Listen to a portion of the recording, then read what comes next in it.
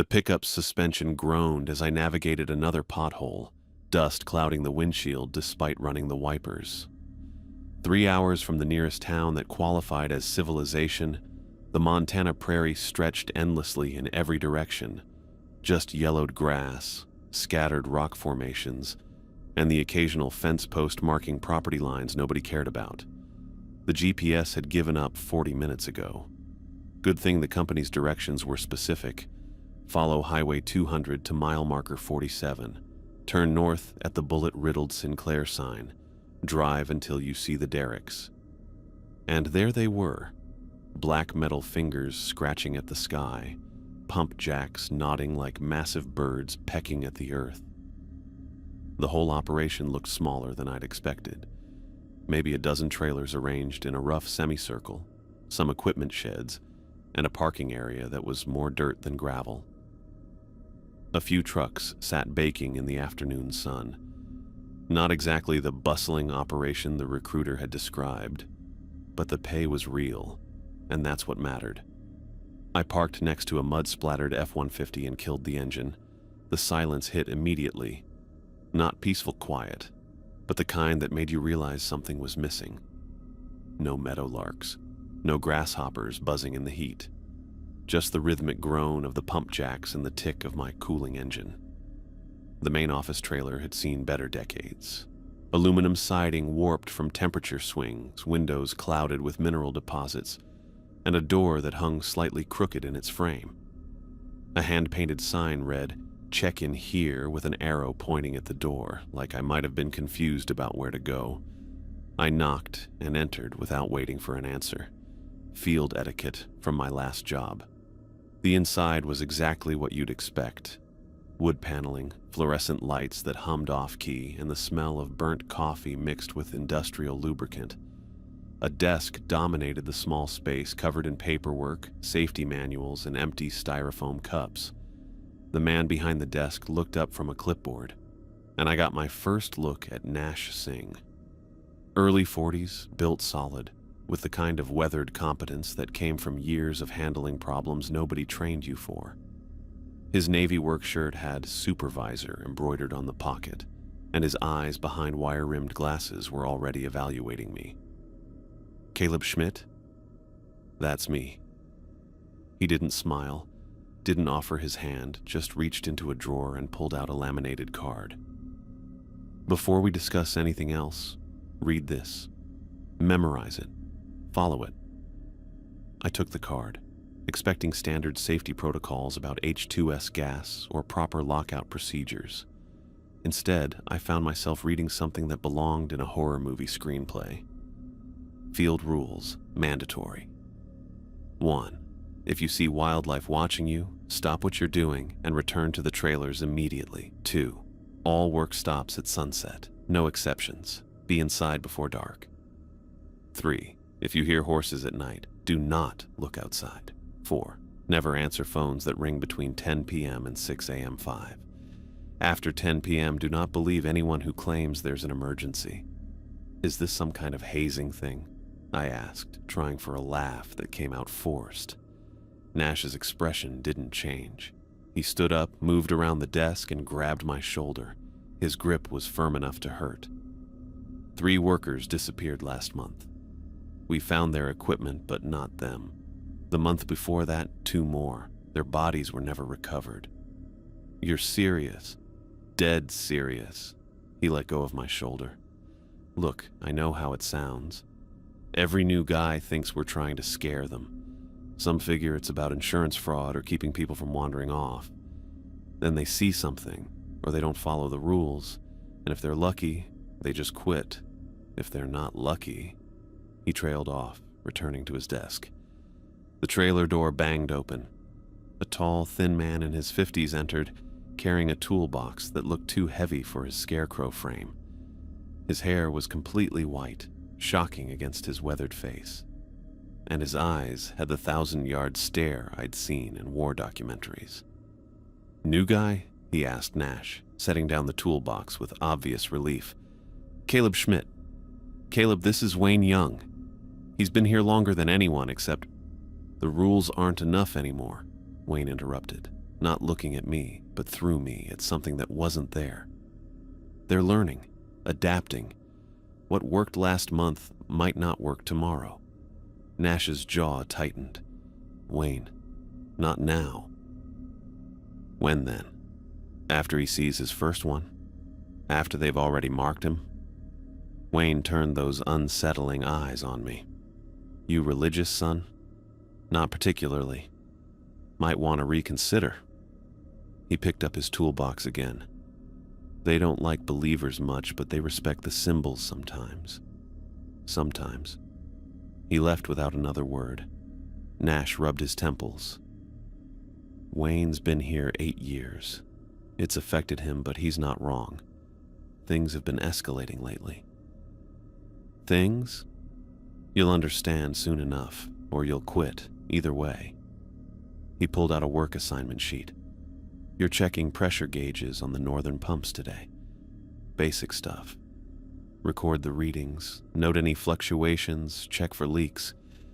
You know the drill from your last field? Yeah, standard maintenance. Good. Here's what's not standard. You start now, you're back here by sunset. I don't care if you're in the middle of something. I don't care if you've only checked half the pumps. When that sun starts getting low, you drop everything and return. Clear?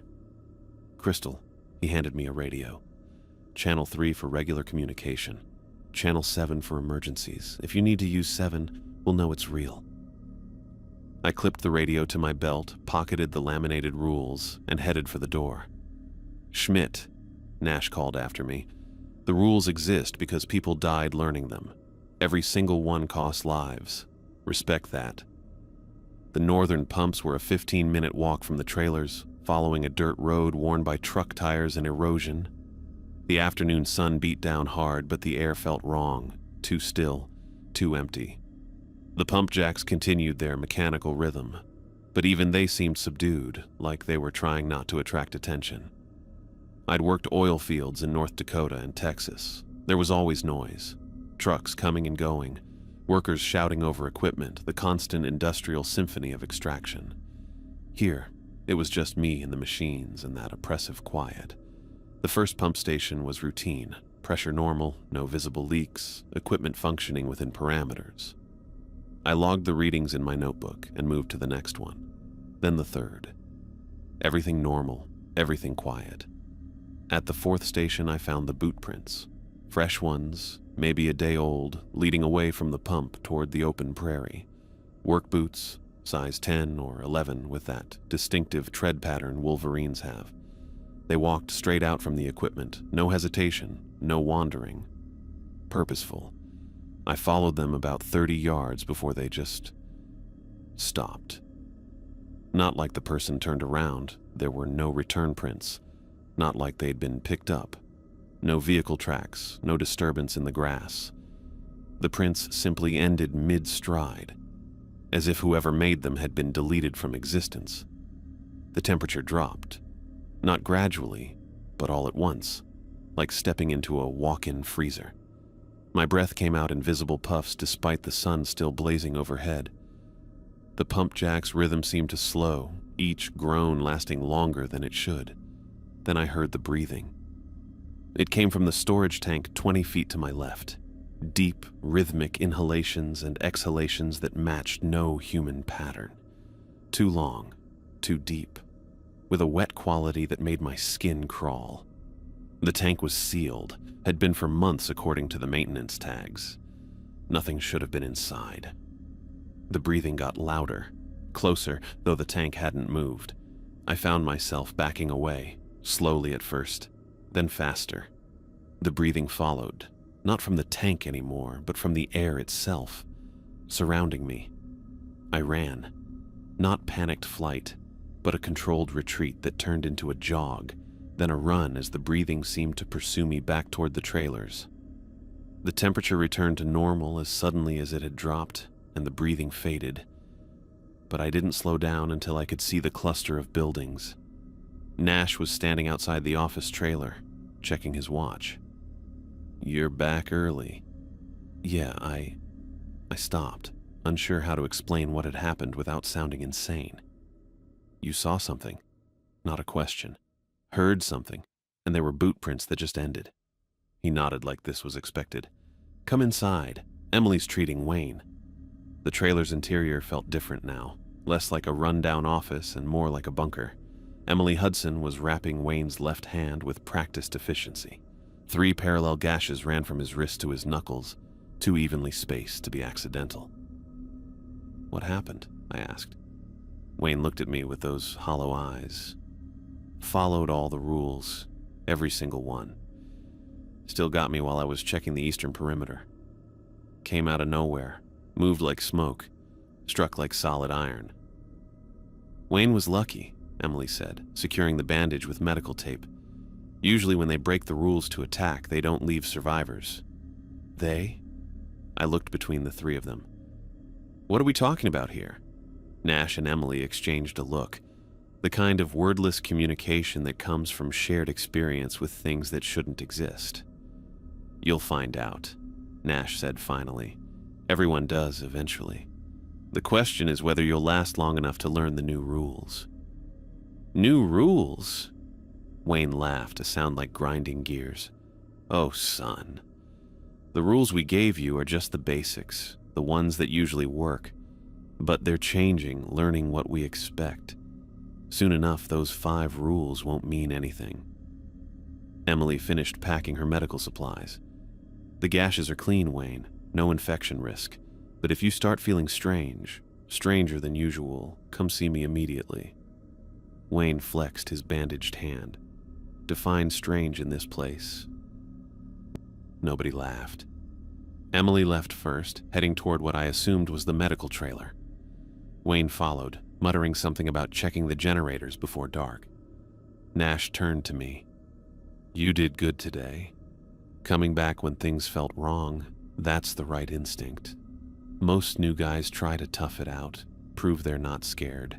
Those are the ones who disappear. What are we dealing with here, Nash? Really?" He was quiet for a long moment, staring at something through the window. "I don't know. None of us do. We just know they're out there, they're getting bolder, and the only thing keeping us alive is following rules we don't understand." "Then why stay? Money's good, and somebody has to do it. If we all left, they'd just send new crews who don't know the rules. At least we can try to keep people alive, document what works, what doesn't." He pulled out a folder, handed it to me. "Your housing assignment, Trailer 7. Get settled, get some rest. Tomorrow's shift starts at dawn." I took the folder. "Any rules about the trailers?" "Lock your door. Keep your lights on. And if you hear knocking after 10 p.m., don't answer no matter who says they are." Walking to Trailer 7, I passed other workers heading to their quarters. Nobody made eye contact. Everyone moved with purpose, checking the sun's position like their lives depended on it. Maybe they did. Trailer 7 was small but clean. A bed, a desk, a tiny bathroom, and a kitchenette. Someone had scratched symbols into the door frame, crosses mixed with other religious icons I didn't recognize. The previous occupant had left a Bible on the nightstand, pages marked with dozens of tabs. I sat on the bed, pulled out the laminated rules, and read them again. 5 simple statements that apparently meant the difference between living and vanishing. Outside, the sun was starting its descent toward the horizon, painting the prairie in shades of gold and red. Somewhere in the distance, I could swear I heard horses. The valve was being a complete bastard. 3 days into this job, and I was already wrestling with equipment that should have been replaced during the Bush administration. The first one. Rust flaked off in my hands as I worked the wrench, and every turn produced a squeal that made my teeth hurt.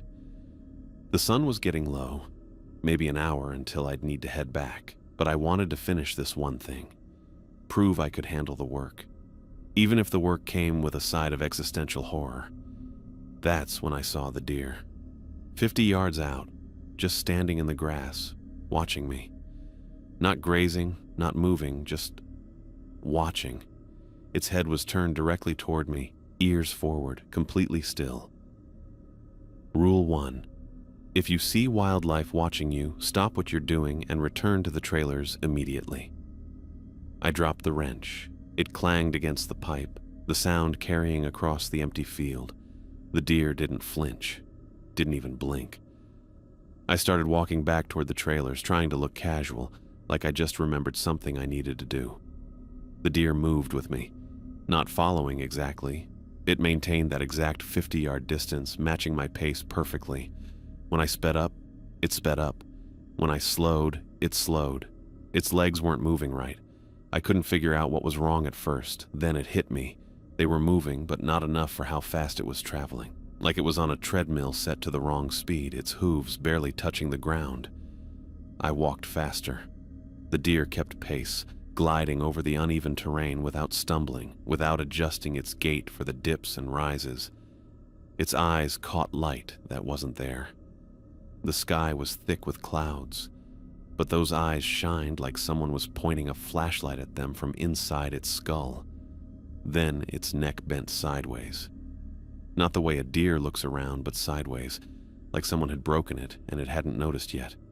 The head stayed focused on me while the neck made a right angle that belonged in a geometry textbook, not on a living animal. I ran. Forget looking casual, forget maintaining dignity. I sprinted toward the main trailer, my boots slipping on loose gravel. Behind me, still exactly 50 yards, the deer thing kept pace. I could hear it now, or thought I could. Not hoofbeats, but something wet and sliding, like someone dragging a mop across concrete. The trailer door was locked. I pounded on it, looking back to see the deer had stopped at the edge of the equipment yard, still watching, its neck now bent in two places. "It's Caleb, open up!" Locks turned. Multiple locks I hadn't noticed before, and Nash yanked me inside. Mildred Warner was already pulling the blinds shut, her movements quick and practiced. The door slammed behind me, and Nash threw every deadbolt. "Eastern perimeter?" Nash asked. "Yeah, how did you—" "They always come from the east first, always testing that side." He moved to another window, checking the blinds were completely sealed. "Mildred, kill the outside lights." She flipped a switch and the security lights around the trailer went dark. Through a crack in the blinds, I could see the deer thing had moved closer, maybe 20 yards now, circling the trailer in slow, measured steps. "Why aren't we keeping the lights on?" I asked. "Light attracts them once they're already here," Mildred said, her voice calm like we were discussing grocery lists. "But electricity in the walls keeps them out. As long as the generator runs, we're safe." The deer completed one circle, then another. On the third pass, something started happening to its hide. It rippled, then began sliding off in sheets, like someone peeling wet wallpaper. Underneath was something pale, the color of a fish belly, with too many joints in all the wrong places. "Don't look directly at it," Nash warned, but I couldn't turn away. The thing wearing the deer's skin like a loose coat was maybe 7 feet tall, elongated in ways that made my eyes water trying to track its proportions. It moved to the trailer's wall and I heard scratching, long, deliberate scratches along the aluminum siding. The lights flickered. "No, no, no," Nash muttered, heading for the door. "The generator—" The lights went out completely. Emergency battery backups kicked in, casting everything in a sick green glow from the exit signs. "Someone cut the fuel lines," Nash said, examining the generator through the window with a flashlight. "Half of them are severed. Clean cuts, recent." "Someone? You mean something?" "No," Mildred said quietly. "Someone. The things outside can't use tools like that. This was done from inside the camp." Nash grabbed a toolbox from under the desk. "I need 10 minutes to patch the lines and restart it. Maybe 15. The scratching moved along the wall, testing different spots. Through the thin trailer walls, I could hear breathing. Wet, labored breathing that reminded me of what I'd heard at the pump station my first day. "There." Mildred pointed to the ventilation grate near the ceiling. Long, pale fingers were pushing through the slats, feeling around the edges. Too many knuckles on each finger, bending in spirals. Nash worked on the generator outside while Mildred and I watched those fingers explore the grate's frame, testing for weakness. They found the screws, began working them counterclockwise. Smart. Methodical. "They're learning," Mildred said, like she was noting the weather. "Last month they'd just pushed. Now they know how screws work." The first screw fell to the floor with a tiny ping, then the second. "Nash!" I shouted. "Almost there!" The third screw dropped. The grate hung by one corner now, and something pressed against it from outside. Something with a face that wasn't quite a face. Features arranged by someone who'd only had faces described to them secondhand. The generator roared to life. Lights blazed through the trailer, and the thing at the grate recoiled with a sound like steam escaping a broken pipe. I caught a glimpse of its mouth, rows and rows of human teeth, adult and child sizes mixed together, arranged in perfect spirals, before it pulled back through the vent and disappeared. Nash stumbled back inside, locking the door behind him. His hands were shaking as he washed them in the small sink, the water running pink from where he'd cut himself on the fuel lines. "It's gone," I said, checking through the blinds. The deer skin lay in the dirt like discarded laundry, but the thing itself had vanished. "For now," Nash corrected. He pulled out a notebook, started writing. Eastern approach, deer disguise, attempted entry through ventilation, showed tool use comprehension. He looked up at me. "This is the third time this week they've tried something new." "The sabotage could be one of us," Mildred said. "Someone who's been here too long, heard too many phone calls, started thinking the wrong thoughts. Or it could be someone who thinks letting them in might make them leave the rest of us alone." "That's insane." Nash laughed, but there was no humor in it. "Sanity's relative out here. Give it a month, you'll understand." He kept writing in his notebook, documenting every detail. "The rules need updating. They're learning faster than we can adapt. What worked last week might kill you tomorrow." "Then why stay?" I asked, though I was already learning the answer. "The money. The obligation to warn others. The terrible knowledge that leaving meant someone else would take your place. Someone who didn't know what we knew." "Because someone has to document this," Nash said. "Someone has to figure out the new rules before everyone dies learning them the hard way." Outside, the pump jacks continued their rhythm, and somewhere in the distance I could swear I heard something walking on too many legs, dragging something that might have been skin. The phone wasn't there when I went to bed. I'm absolutely certain about that. I'd checked the whole trailer before turning in, paranoid habit from 3 days of this place. And the desk had been empty except for my notebook and the Bible the last guy left behind.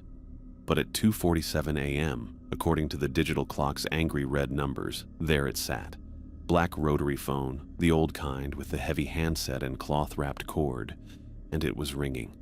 Not the electronic trill of modern phones, but that deep, mechanical bell that belonged in old movies.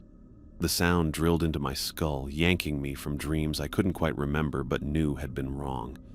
Dreams about things moving under the ground. I sat up, sheets soaked with sweat despite the trailer's chill. The phone kept ringing. 4 rings, 5, 6. It should have stopped by now. Even old phones gave up eventually. Rule 4 burned in my mind. Never answer phones that ring between 10 p.m. and 6 a.m. But this wasn't my phone. I didn't have a phone. The trailer didn't come with one, and my cell had been dead since I arrived. The field somehow killing its battery faster than I could charge it. 7 rings. 8. My feet found the floor before I'd made the decision to stand. The linoleum was ice cold, shocking me more awake. The phone sat there, black plastic gleaming in the moonlight through the blinds, its cord disappearing into the wall where no phone jack existed. 9 rings. I picked it up. Even now, I can't explain why. Maybe because the ringing was getting louder, threatening to crack my teeth. Maybe because some part of me needed to know. Maybe because 3 days of impossible things had already broken my ability to make good choices. "Hello?" Static first, like tuning between radio stations, then breathing, human breathing, labored and wet. And then, Cal? Jesus Christ, Cal, is that you? My legs nearly gave out. I knew that voice better than my own. Had heard it every day for 18 years until I left for college. Had argued with it the last time we spoke. Dad? Cal, thank God.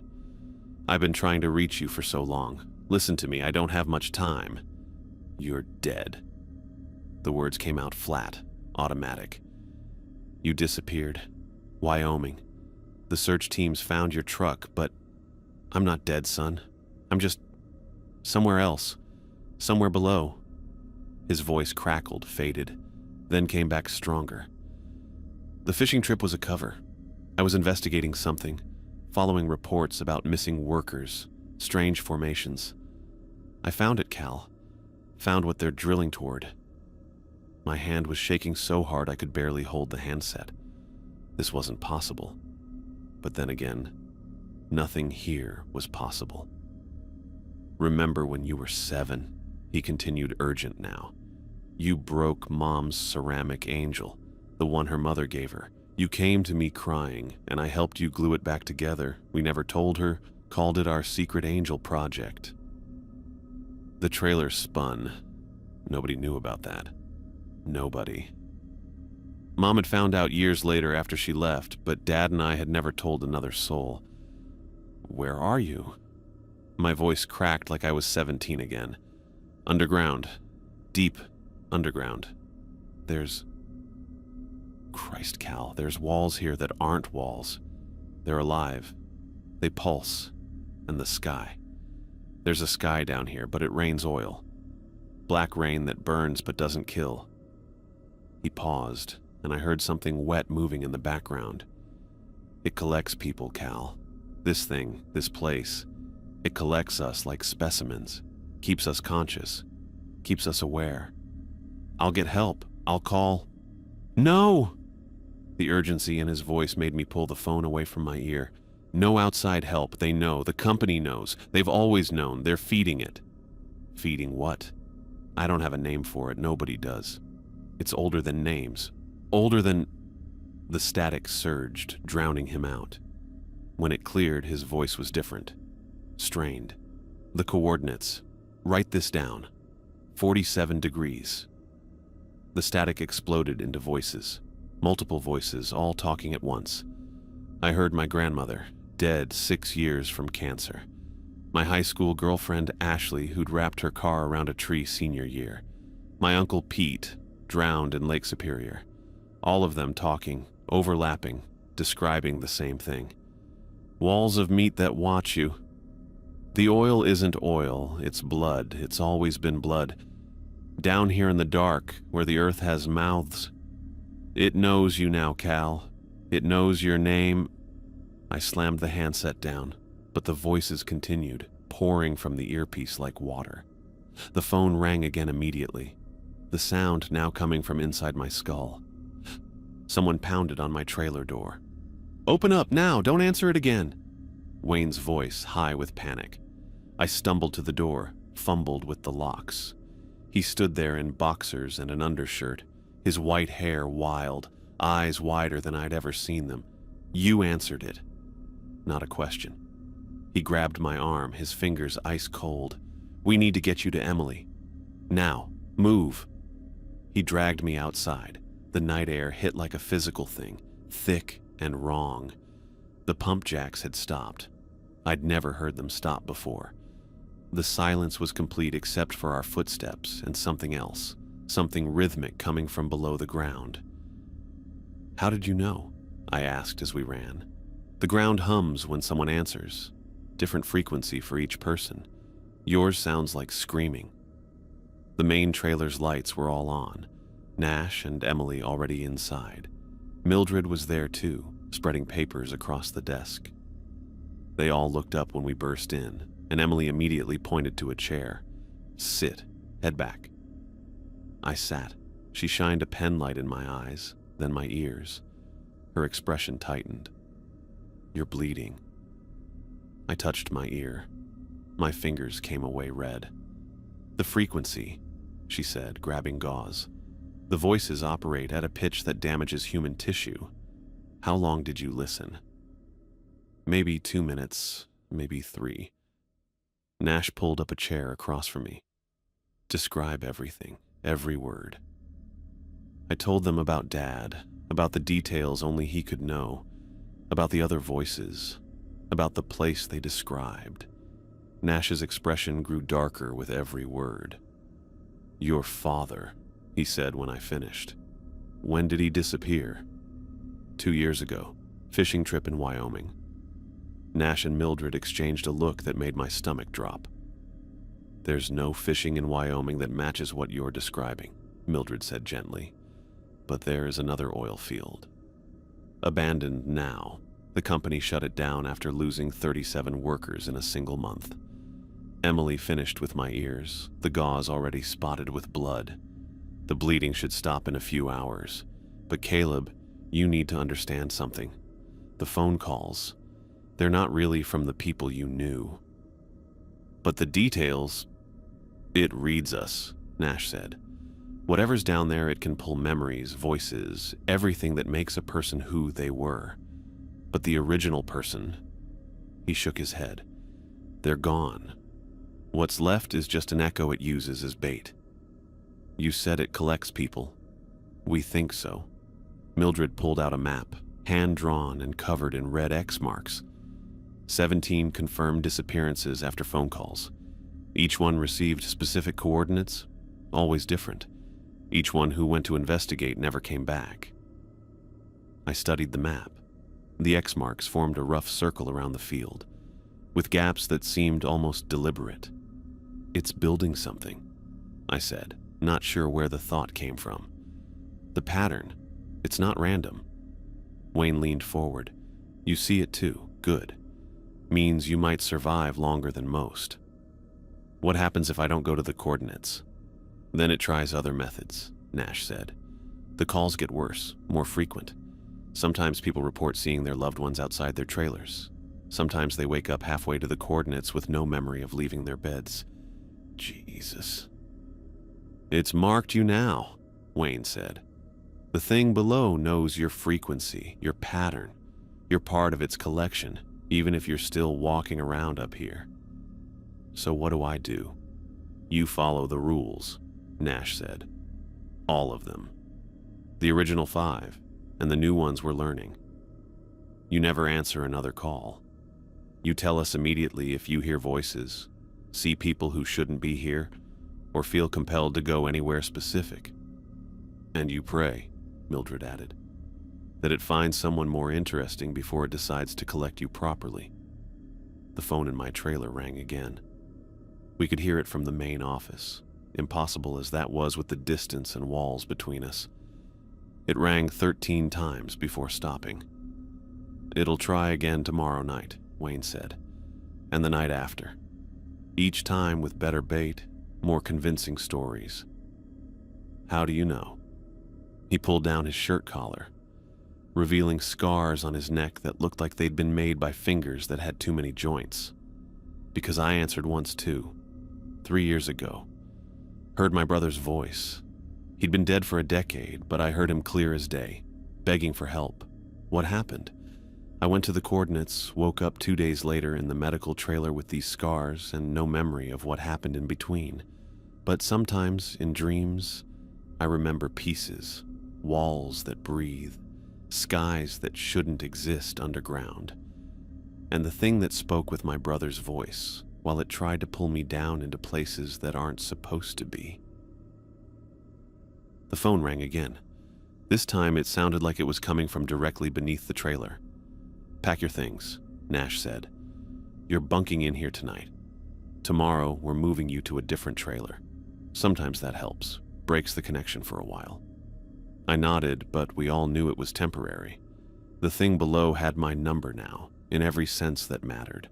And somewhere in the dark, in places that shouldn't exist, something that might have once been, my father was waiting with coordinates that would lead me down to join him.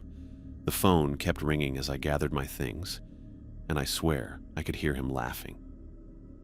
The knock came at 10:47 p.m., 3 sharp raps, then Nash's voice muffled through the trailer door. "Caleb! Get out here, now!" I was still awake, reading through the field logs Mildred had given me, trying to find patterns in the disappearances. Through the small window beside the door, I could see Nash standing in the pool of security light, his supervisor shirt dark with what looked like blood across the chest. He was gesturing frantically, mouthing words I couldn't quite make out. Something about the main pump station. Rule 5. After 10 p.m., don't believe anyone claiming there's an emergency. But this was Nash. Nash who'd saved me from the deer thing. Nash who'd spent 3 weeks teaching me how to survive this place. His face was twisted with panic I'd never seen before, not even when the generator died. I cracked the door, keeping the chain on. "Nash, what's..." His hand shot through the gap, grabbing my wrist. His fingers were ice cold, colder than the night air, colder than anything living should be. "No time. Equipment failure at the main station. Craig and 2 others are trapped. The whole thing could blow." Craig, the new guy I'd been training, my responsibility. "Let me get my boots. Now!" Nash yanked harder, and I heard the chain straining. His face pressed close to the gap, and even in the bad light, I could see genuine fear in his eyes. Every second matters. I unhooked the chain. Nash's grip shifted to my arm the moment I stepped outside, his fingers wrapping all the way around my bicep. He pulled me away from the trailer, toward the darkness beyond the security lights. His pace was urgent but strange, too smooth, like he was gliding rather than walking. "Nash, slow down. I can't. Hurry!" His voice was flat now, all the panic gone. His face stayed forward as he pulled me along, not turning to look at me even as he spoke. "They're dying. Can't you hear them screaming?" I couldn't hear anything except the pump jacks and my own heartbeat. The main station was lit up normal in the distance, no signs of fire or disaster. "Nash, I don't think..." His grip tightened until I gasped. The bones in my arm ground together under his fingers, but his face stayed blank, peaceful almost, even as he kept talking about emergency and death and hurry, hurry, hurry. We passed the equipment shed, heading toward a section of the field I'd never been to before. The security lights didn't reach here. In the moonlight, I could see pump jacks, but they were wrong. Older, their metal eaten away in patterns that looked almost deliberate, like something had been growing through them. That's when I noticed Nash's shadow. It fell toward the security lights behind us, not away from them. The shadow reached back the way we'd come, stretching impossibly long, as if it was trying to return to the light while Nash dragged me deeper into the dark. "Nash." My voice came out as a whisper. "Your shadow. Don't look at shadows." His head started to turn toward me, but it kept turning, rotating past the point where his neck should have stopped it. "Shadows lie." I tried to pull away, but his grip was iron. His head had turned completely backward now, Nash's face looking at me while his body walked forward. His expression was still blank, serene, even as his neck made sounds like twisting rope. A light bobbed in the distance, a lantern coming from the direction of the real trailers. The real Nash's voice carried across the field. "Caleb, where are you? Don't go with it. Run." The thing holding my arm tilted its backward head, considering. Then Nash's face started to slide. Not an expression. The actual face, sliding down like paint in the rain. Underneath was something that had too many eyes, arranged in perfect spirals, each one reflecting the distant lantern light differently. The real Nash was sprinting toward us now, lantern raised high. "Let him go, you piece of..." The thing's grip loosened just slightly, maybe distracted by the approaching light. I yanked free and stumbled backward. It reached for me again, Nash's face still dripping off its spiral-eyed head, but the real Nash was there, swinging the lantern like a weapon. The thing recoiled from the flame, making a sound like steam escaping. Its form rippled, Nash's appearance sliding off completely. For a second, I saw what it really was. Something tall and wrong, with too many joints bending in directions that made my eyes water. "Run!" Real Nash grabbed my shoulder. Warm hands, human hands, and shoved me toward the trailers. We ran. Behind us, that steam whistle shriek got louder, and when I looked back, the thing was following. Sometimes it wore Nash's face again. Sometimes Wayne's. Sometimes faces I didn't recognize. Maybe workers from before my time, their features perfectly captured except for the eyes. Always those spiral eyes.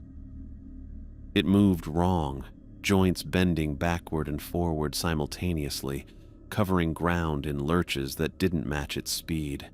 The old pump jacks we passed seemed to lean toward it, their corroded metal reflecting its shape in ways that metal shouldn't bend light. Nash fumbled with his keys at the main trailer door. The thing was 20 yards away, 15, 10. The door opened and we tumbled inside. Nash slammed it shut, threw the deadbolts, then collapsed against it, breathing hard. "The window!" he gasped. "Check the—" The thing's face, currently wearing mine, pressed against the glass.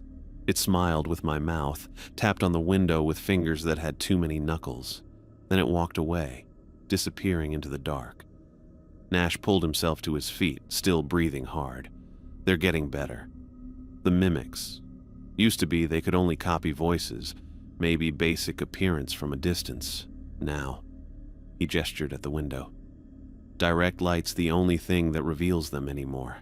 Their shadows fall wrong, temperature's wrong, but in the dark, perfect copies. It knew about Craig, knew I'd been training him. They watch us, learn who we trust, who we'd break rules for.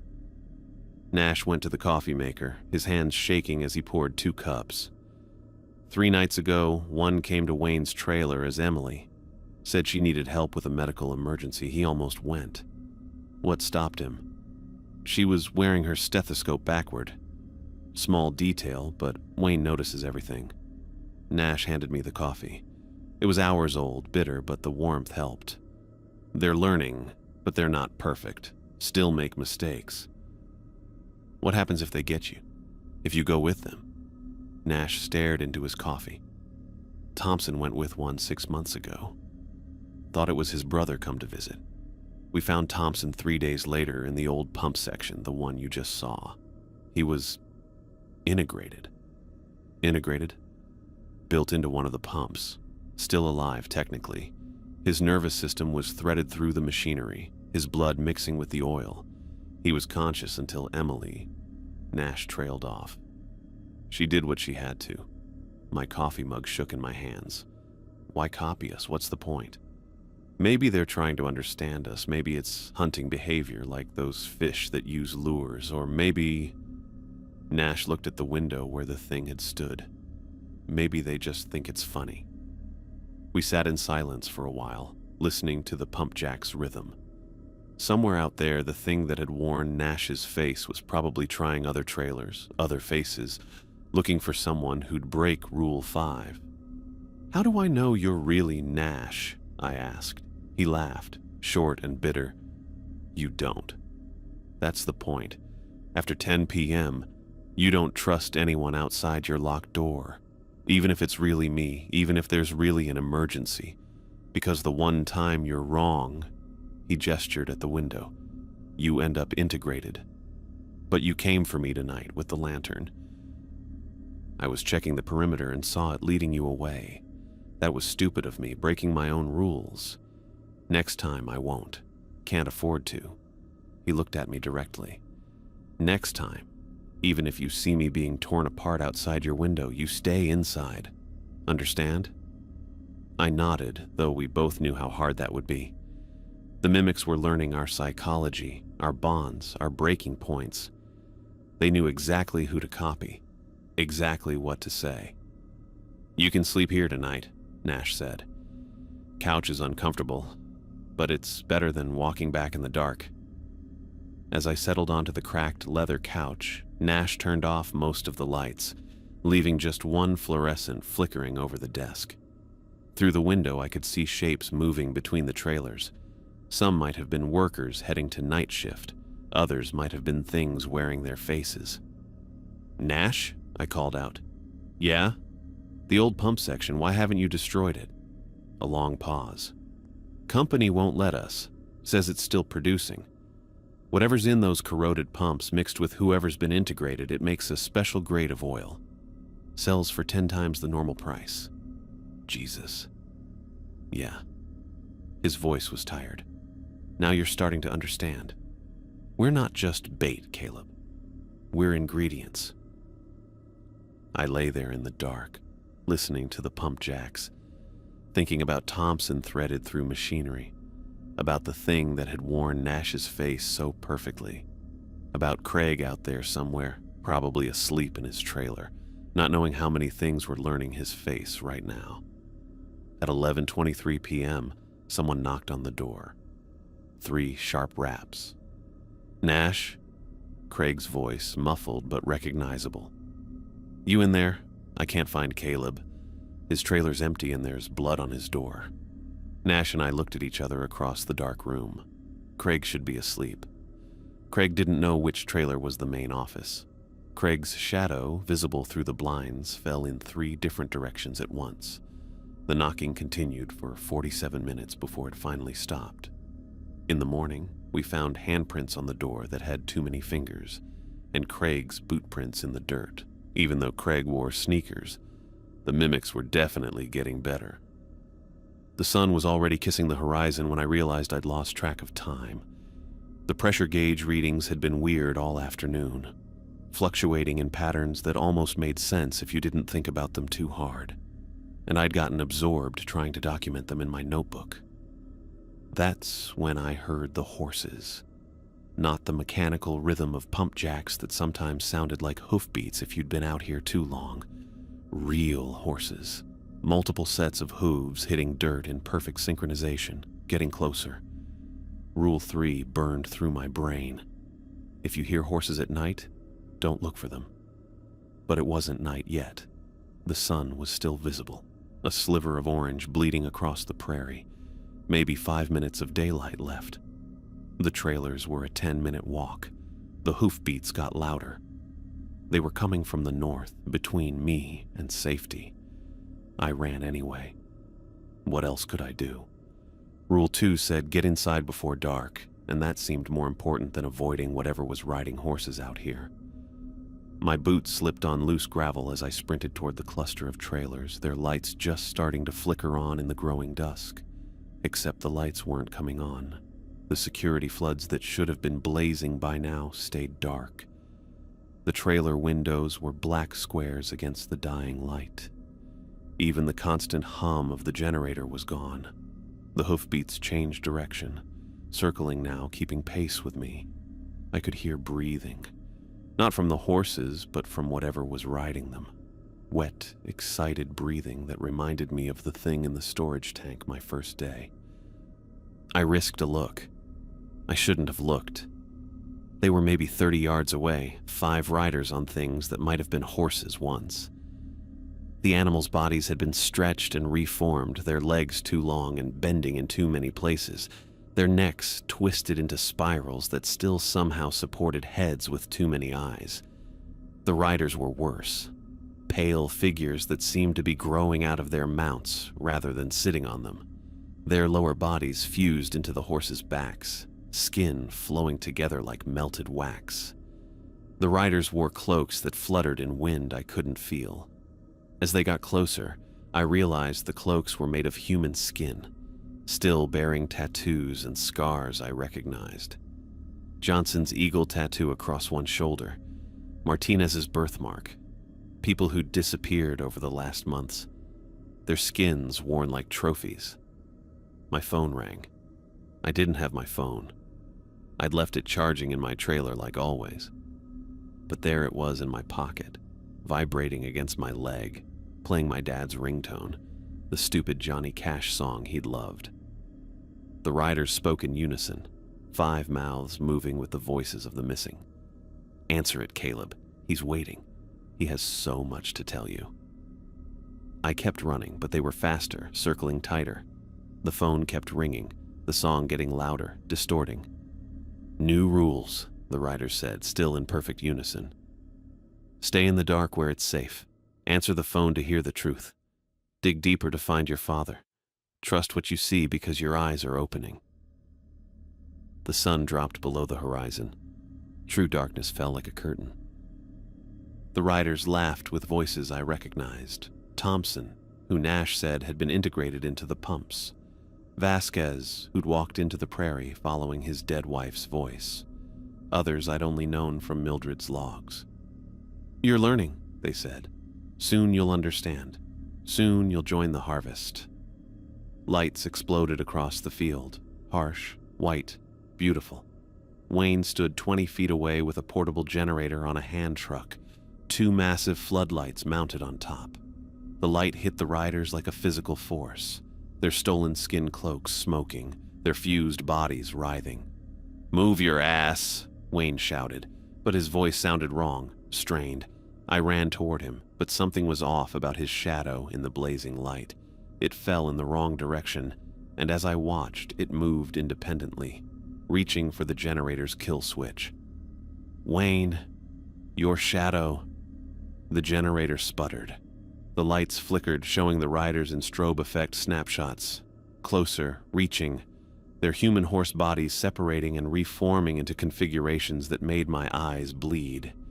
In one flash, I saw them as they really were. Not riders at all, but a single organism pretending to be multiple entities, connected under the ground by root-like structures that pulsed with black oil. An engine roared. Emily's truck burst through the circle of riders, Mildred hanging out the passenger window with something in her hands. Road flares, but when Nash threw them from the truck bed, they burned wrong, too bright, too hot, leaving afterimages of symbols that hurt to remember. "Get in!" Emily shouted, slamming the brakes. Wayne's shadow reached the kill switch. The lights died. In the darkness, I felt things brushing past me. Too many limbs, too many teeth, textures that shouldn't exist. The phone in my pocket rang louder, and now it was my mother's ringtone, then Ashley's, then voices I didn't recognize. Nash grabbed my arm, hauling me into the truck bed as Emily gunned it. The riders, or the thing pretending to be riders, followed, their forms completely unstable now, melting and reforming, sometimes horses, sometimes people, sometimes geometric patterns that violated three-dimensional space. "The company knows," Nash shouted over the engine, throwing more flares. "They've always known. 50 years of drilling here, 50 years of feeding these things workers." A rider thing lunged at the truck, its arm extending impossibly long. Nash hit it with a flare, and it recoiled with a sound like screaming metal. "The oil here, it's not normal crude," he continued, reloading flares from a military surplus box. "It has properties that make it worth billions to the right buyers, defense contractors mostly, black budget projects." We hit a bump, went airborne for a second. When we landed, I saw Wayne in the side mirror, still standing by his dead generator, but his shadow was walking away, heading toward the old pump section. "Every rule we learn costs lives," Nash said. Thompson died learning about the integration. Martinez figured out the phone frequencies. Johnson discovered what happens if you follow the riders. He gestured at the things still pursuing us, their forms becoming more chaotic, more impossible. Corporate keeps detailed records. When too many of us die, they send fresh workers. Just enough to keep these things busy, focused on the field instead of spreading. "We're bait," I said. "We're bait that gets paid very well to pretend we don't know we're bait." Nash threw his last flare. "Until we can't pretend anymore." The riders were falling back, unable to maintain cohesion this far from whatever they'd emerged from. In the distance, the field's lights flickered back on. Wayne must have fixed the main generator, or something wearing Wayne's shape had. Emily drove us to the main trailer where Craig Gonzalez was standing outside, looking confused and scared. "What the hell was that? I heard horses, and then the lights went out and—" "Get inside," Nash ordered. "All of you." As we filed into the trailer, I pulled the phone from my pocket. It was my phone after all, just changed somehow. The screen showed 17 missed calls from Dad, 3 from Mom, and 1 from you. It's evolving, Mildred said quietly, noticing the phone. Learning to use our technology, our connections, our love against us. Through the window, I could see Wayne walking back from the generator, his shadow now perfectly normal, matching his movements exactly. He gave us a thumbs up, but something in his eyes had changed. They reflected light differently now, like an animal's eyes in headlights. New rule, Nash said, pulling out his notebook. If the horses come before full dark, don't trust the lights. They might be part of the trap. I thought about the riders, about the oil worth billions, about Wayne's shadow walking away on its own. The company would send more workers when we died. The oil would keep flowing. The things below would keep feeding. And somewhere under our feet, my father's voice was getting closer, rising through pipes and roots and things that shouldn't exist. Carrying coordinates I was starting to hear even when the phone wasn't ringing. The horses were gone, but I could still hear them breathing. The new guy showed up 3 weeks after the horses, pulling into the field in a Chevy Colorado with Texas plates and music blasting through open windows. Craig Gonzalez, 26, petroleum engineering degree from some technical school in El Paso. He had that same confident walk I'd had, that same smirk when he saw our collection of trailers baking in the Montana sun.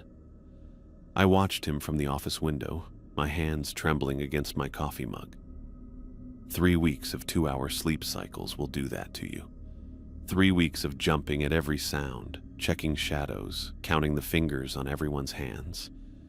3 weeks since Nash walked out to investigate lights near the southern wells and never came back.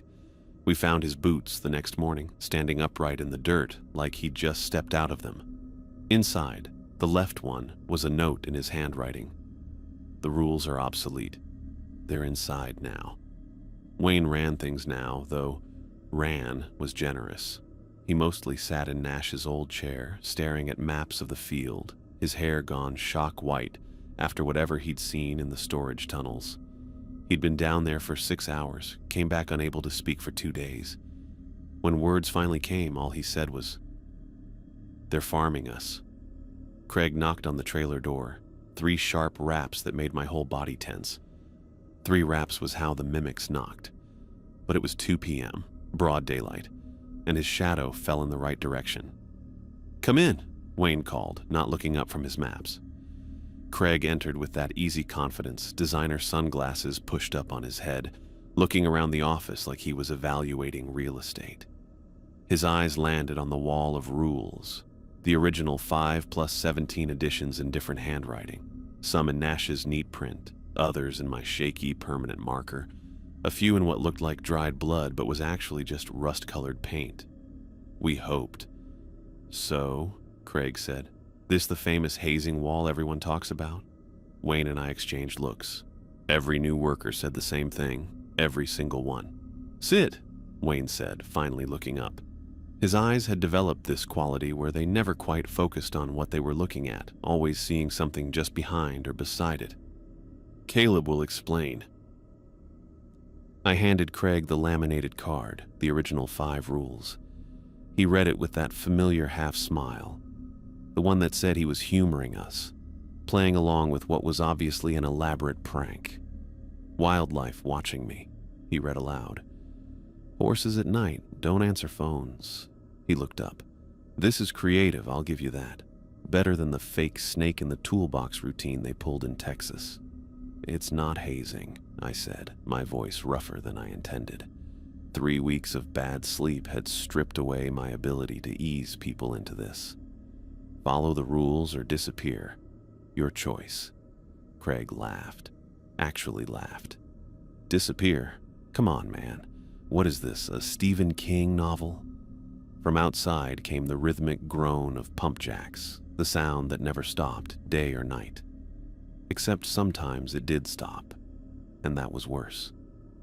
I walked to the window, checking the shadows around the equipment. all falling the right direction, for now. "Show him the logs," Wayne said. I pulled out Mildred's binder, inches thick now, filled with her precise handwriting documenting every encounter, every disappearance, every new behavior. The pages from the last 3 weeks were different, more frantic, with drawings in the margins of things that shouldn't exist. Sketches of the integrated workers, their nervous systems threaded through machinery. Maps of underground spaces that connected in impossible ways. And on the newest pages, drawings of things even worse. Craig flipped through, his smile fading slightly. "Okay, this is elaborate, I'll give you that." "Page 247, Wayne said. Craig turned to it. A photo was taped there, Nash's boots in the dirt, the note visible inside. Below it, Mildred had written, "Supervisor Nash Singh, employed 6 years, 3 months, vanished investigating anomalous lights, southern sector. Note suggests internal infiltration. No body recovered." "Photoshop's getting good these days," Craig said, but his voice had lost some confidence. Emily walked in then, medical kit in hand, and I saw Craig's attention shift immediately. Emily had that effect, competent, attractive, normal-looking enough to make you forget where you were, until you noticed the haunted look in her eyes, the way she counted her medical supplies obsessively, the burns on her hands from treating wounds that shouldn't exist. "New guy?" she asked. Then to Craig, "Let me guess, you think it's all hazing?" "Smart man," Craig said, trying to regain his swagger. Emily pulled up her sleeve, revealing a scar that ran from wrist to elbow. The tissue was wrong, twisted in a spiral pattern with smaller scars branching off like roots or veins. 3 weeks ago, something that looked like a deer but moved like water tried to pull me into a storage tank. The only reason I'm alive is because Caleb remembered Rule 7. Metal burns them if it's been in direct sunlight for more than 4 hours.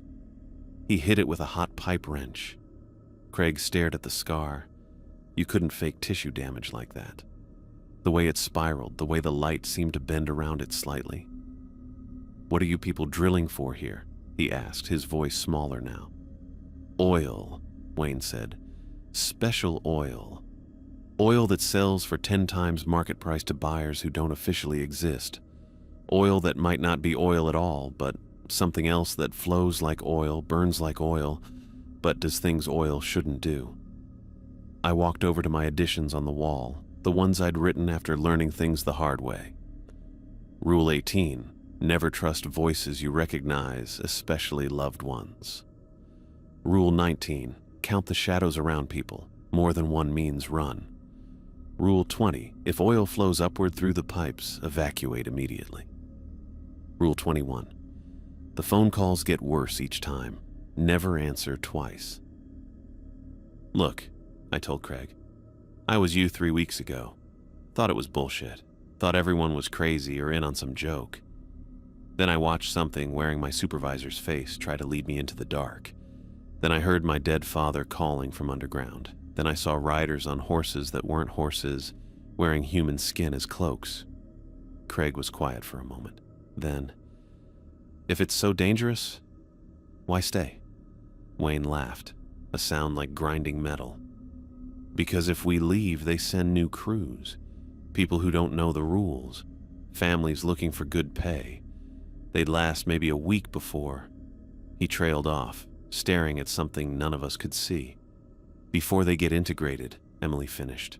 "Absorbed into the machinery, their consciousness trapped but aware, their bodies repurposed into components. The company knows," I added. "They factor our deaths into their budget. We're listed as equipment depreciation in their reports." Craig stood up, pacing to the window. Outside, the field looked normal. Pump jacks nodding, equipment scattered around, a few workers visible in the distance. You'd never know that underneath. Something vast and hungry was waiting. "This is insane," he said. "Yes," Wayne agreed. "That's the most accurate thing you've said." That night, I took Craig to his assigned trailer, number 9, recently vacated after Hendricks answered a phone call from his dead mother, and walked into the prairie. I helped him carry his bags, noting how he kept checking behind us, how his earlier confidence had evaporated. "The rules," he said as we walked. "They really work?" "Sometimes, for a while. Then the things below learn, adapt. What worked last month might kill you tomorrow." I pointed to the scratches on his trailer door, symbols carved by the previous occupant. Hendricks thought these would protect him. Religious symbols from 6 different faiths didn't matter. The phone calls don't care what you believe. As if on cue, a phone rang somewhere. Not from any trailer, but from underground, muffled by dirt and pipes. My father's ringtone, the Johnny Cash song distorted by distance and earth.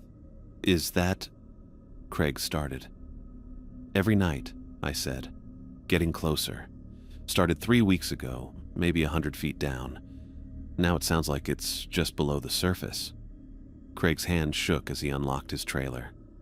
"What happens when it reaches the top? I don't know. But I've been marking the depth by the sound. At the current rate, it'll break through in about 6 days." Inside his trailer, I showed him the important things. The locks, 3 deadbolts, 1 chain, the emergency supplies, flares that burned too bright, salt that wasn't quite salt, a mirror that reflected things differently, and the notebook where he should document anything unusual. "Never trust what you see after 10 p.m., I said. "Count fingers, check shadows, watch how things move. If something feels wrong, it probably is.